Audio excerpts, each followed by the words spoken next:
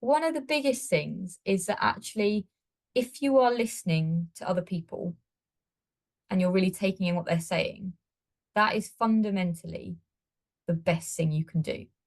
Even if you are struggling to reach consensus or make mutual decisions or whatever, as long as you are listening and taking what people are saying, you'll get there. And again, that comes to sort of trusting in the process.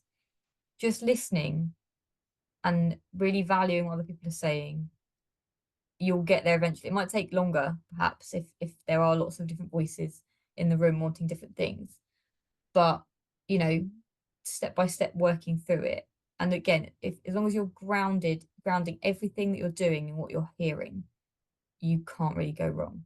I think just being open about what you're able to do, what you'd like to do, and what you're able to do to groups at the beginning, saying that we would like to be as inclusive as possible, but we only have this available. Having events in like markets or in places of worship has been helpful. So I think kind of coming out of the shiny buildings and going into community settings, working with kind of with peer researchers, working with community leaders, and I suppose in our situation, making sure that there's people who speak other languages, providing something a bit kind of providing some training or and some food.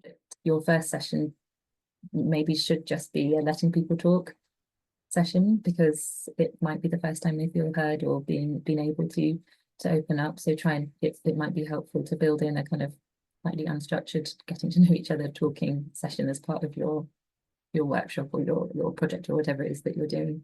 Something I didn't realise as well, just quite how lengthy that process can be, especially if you're managing some sort of other things as well.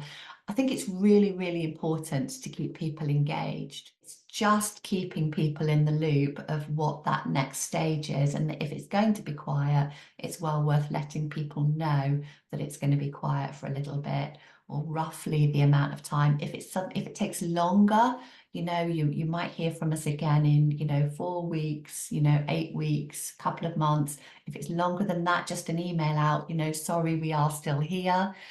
Sorry, this has taken longer than expected. Establish relationships early if you can, where you can. So if you know you've got an interest in an area and you've got a view towards doing a project in the future, maybe, you know, just trying to build relationships with people who might be involved and really trying to have that foundation. I think one of the nice things about co-design is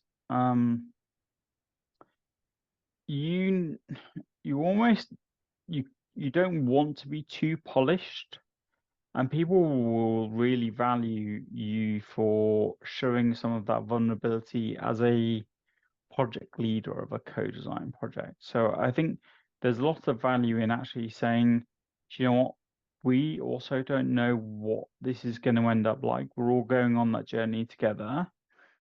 I think it's another tip is just to be, it sounds really weird, be human.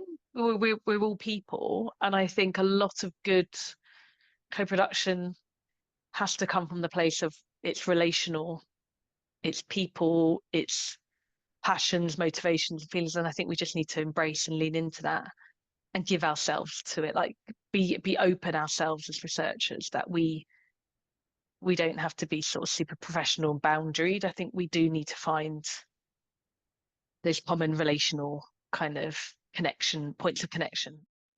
Other tips, yeah. Time, trust, build time and trust, and I think there's something about don't go for the usual suspects, don't go for the easy options either. One other top tip, which is more practical, I suppose, is because research is so long on our lived experience guys are just like, just go deliver it, just go do stuff. And they don't often see interviews or data collection as the stuff. What has worked well is having regular points where we're producing an output with them.